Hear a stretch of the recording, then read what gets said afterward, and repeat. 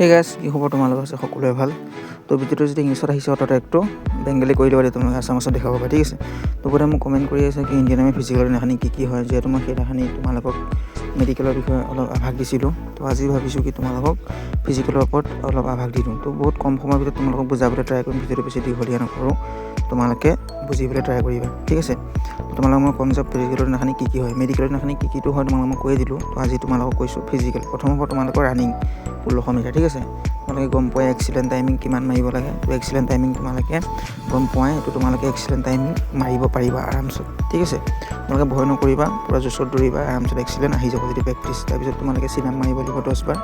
Chinup যদি 10 বাৰ তোমালোকে মাৰি দিয়া, তো তোমালোকে কি এক্সিলেণ্ট পাবা, মানে এক্সিলেণ্ট মাৰ্ক পাবা 10 মাৰ্ক মাৰিলে, ঠিক আছে। তো তোমালোকে যিমান পাৰা কৰিবা। আৰু তোমালোকে 9 ফিট মানে 9 ফিট লং জাম্প মাৰিব লাগিব। তো আৰামছত চবেই পাছ কৰিয়ে দিয়ে, কিন্তু মেইন তোমালোকৰ ৰানিং আৰু চিনাপেই হয়, ঠিক আছে। বাকীটো লং জাম্পটো তোমালোকৰ চবেইটো মাৰিয়ে দিব, মানে 9 ফিট। তাৰপিছত তোমালোকৰ চিনাপ, তোমালোকৰ যোনটো চেষ্ট তোমালোকৰ জুখিব, ঠিক আছে। চেষ্টৰ ওপৰত অলপ গুৰুত্ব দিবা, চেষ্ট তোমালোকৰ জুখিব।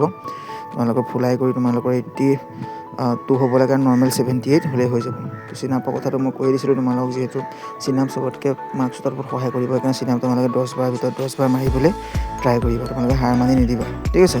মেইন এইকেইটাতে পইণ্ট আছে, মেইন তোমালোকৰ ফিজিকেল আৰু তোমালোকৰ হাইটটো গম পোৱাই, হাইট তোমালোকৰ 160 চেণ্টিমিটাৰ হ'লেই হৈ যাব। কাষ্ট ৱাইজ নহয় তোমালোকৰ, এইটো অল ইণ্ডিয়া কাষ্ট ৱাইজ তোমালোকৰ চিলেক্ট হয়। তো তোমালোকে ইমান চিন্তা কৰিবলৈ দৰকাৰ নাই, ঠিক আছে। তো অল কাষ্ট ৱাইজ মানে চিলেক্ট হয় এইটো, তো তোমালোকে ইমান টেনশ্যন কৰিবলৈ দৰকাৰ নাই। অল কাষ্ট ৱাইজ যিহেতু চিলেক্ট হয়, তো তোমালোকে ইমান টেনশ্যন কৰিব নালাগে। আৰু জিগজেগটো তোমালোকে গম পোৱাই, জিগজেগটো তোমালোকে জাষ্ট পাৰ হ'ব লাগে, মানে যোনখন এনেকৈ দিয়া থাকিব। তো তোমালোকে এনেকৈ জিগজেগটো তোমালোকে পাৰ হ'লেই হৈ যাব, ঠিক আছে। এনেকৈ দিয়া থাকিব বাছ।